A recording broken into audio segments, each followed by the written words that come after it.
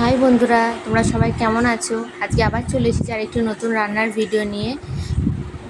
আজকে কী রান্না হয়েছে সেগুলোই তোমাদের সাথে শেয়ার করব।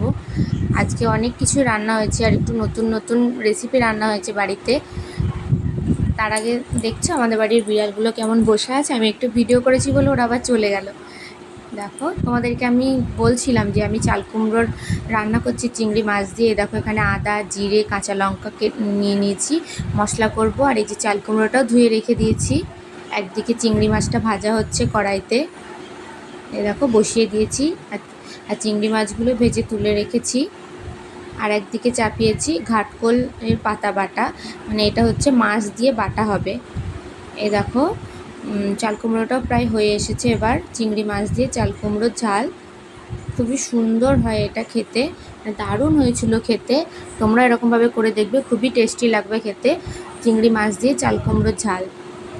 আর আজকে বাড়িতে রান্না হবে হাঁসের মাংস। তোমরা কারা কারা হাঁসের মাংস খাও জানিও। অনেকেই হয়তো পছন্দ করে না। দেখো, হাঁসের মাংস রান্না হবে জন্য আলু কেটে নিয়েছি, পেঁয়াজও কেটে রেখেছি, আদাও কেটে রেখেছি, মশলা করা হবে। এই যে রসুনও ছাড়ানো হয়ে গেছে।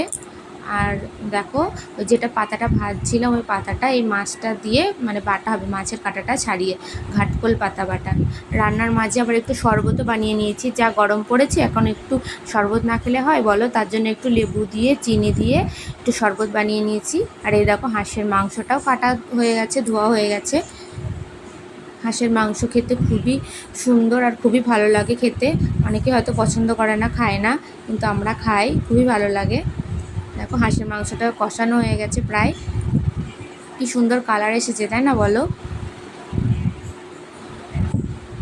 খুবই সুন্দর হয়েছিল খেতে। দেখো, তরকারিটা হয়ে গেছে, নামিয়ে নিয়েছি। দেখো কত সুন্দর লাগছে দেখতে, আলু দিয়ে কষা কষা হাঁসের মাংস। আর ঘাটকোল পাতাটাও বেটে নিয়েছি। এর মধ্যে আছে রসুন, কালো জিরে, কাঁচা লঙ্কা, পেঁয়াজ আর মাছ দিয়ে বাটা হয়েছে। আর লাস্ট সব শেষে আছে মানে আলু দিয়ে, গাঁটি কচু দিয়ে, বেগুন দিয়ে একটা তরকারি, নিরামিষ তরকারি। এই তরকারিটাও খুব সুন্দর হয়। আজকের রেসিপিগুলো তোমাদের কেমন লাগলো জানিও।